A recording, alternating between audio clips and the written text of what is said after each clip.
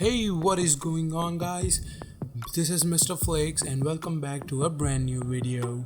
And today we finally got the first trailer for the Witcher series on Netflix. And honestly, it's like dream come true. Netflix really nailed it this time. After the games, I really prefer this series by just watching the trailer. With all that hype, let's talk about some Easter eggs and break down the trailer. The Witcher series with Henry Cavill as the Geralt, and the story is based more on the books and not so much on the games like Witcher 3 you might be familiar with. Well, they added some storyline that did not appear in the books, but I'll explain why that is and more. I will be doing episode breakdowns and explaining videos later this year when the episode lineup will drop. With that said, there's a slight spoiler warning ahead, so be prepared. So let's get started. The show basically covering the main story from the first book, The Last Wish, and maybe a little bit pinch from Sword of Destiny, because that's the book he meets Ciri first time.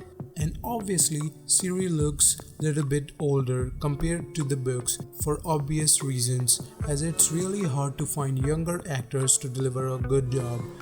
And in the next scene, we see Geralt walking through a town and looks like he's about to start a fight. Hold your horse, because this might be the event where he got his name, Butcher of Blaviken, from the books. And if you're not familiar with this mythology of the Witcher universe, because you somehow live in a cave or in a basement, or maybe don't belong to this world, the Witcher are basically monster hunters that you can hire with the exchange for a reward, obviously.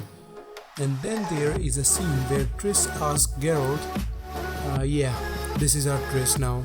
Well, along the way, somehow, somewhere, we all have to sacrifice. So she questions Geralt that this is all there is, hunting monsters and taking money. And he conveniently replies, yeah, there's all there needs to be.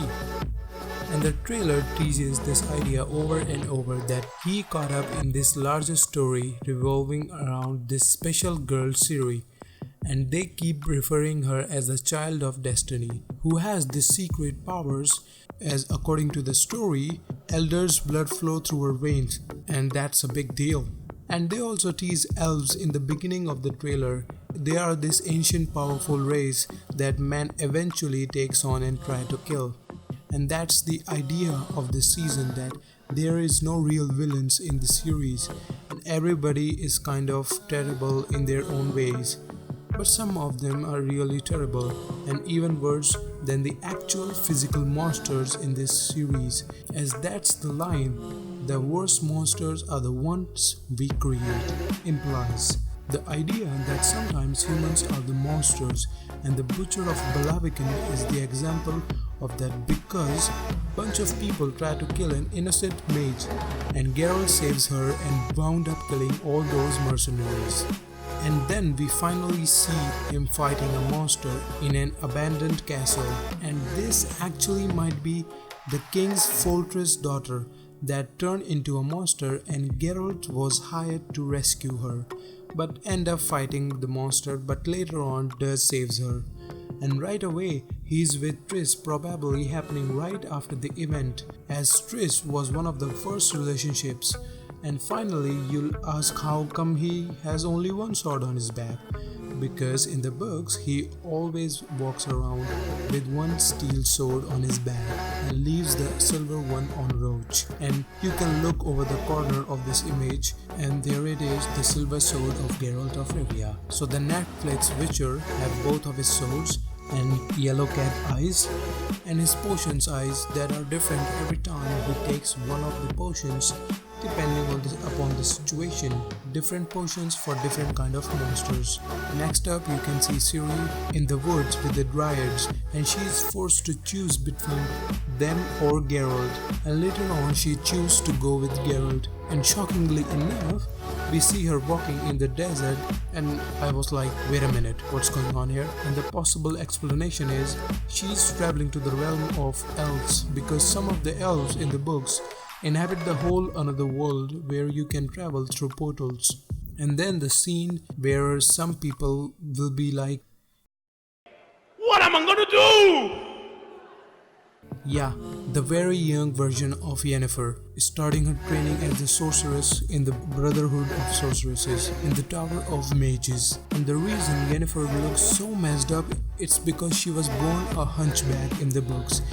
That's why fans from the game don't know her backstory as described in the books. And the best part is that TV show is adding this backstory, and I think this will help explaining why she always angry and kind of a dick all the time in the beginning of the story. Oh, because she had a really terrible childhood. Her father used to physically abuse her and eventually left her family, and her mother started to blame her for that, and then she started to abuse Yennefer as well, leaving Yennefer helpless, so she ran out and joined the Brotherhood of Sorceresses. We start to get some dialogue of the people being terrible, and this is what seems like the slaughter of Sintro, and in the backdrop you can see Nilfgaardian war is going on and secretly trying to conquer all the neighboring realms, and there are a whole bunch of characters from the books, but I believe this person talking to Geralt is Malsac. In this scene of Geralt and Yennefer actually seems like it's from Sorceress Banquet, which is much later in the book. Every once in a while, Geralt is forced to go with her and do something in a very official way and interact with some high society peoples, and it sort of becomes a really funny situation where he does not want to do anything with them and still he has to. And there's a really big character like Belgafor that didn't make an appearance in the trailer, but I know he's in season 1 because he appears on IMDb, and more special characters that might appear in the later trailers. And last, I really like the visuals and special effects, and I really like Henry Cavill looks. And you might be wondering why he doesn't have a beard. It's because Geralt does not have a beard in the beginning, and he might grow a beard later in the series. Overall, the trailer really makes it look really big. It's kinda hard to tell until we start getting the episodes later in the November or earlier in the December this year, and I'll be sure covering these episodes as soon as possible in the comment section below. And I see you guys later.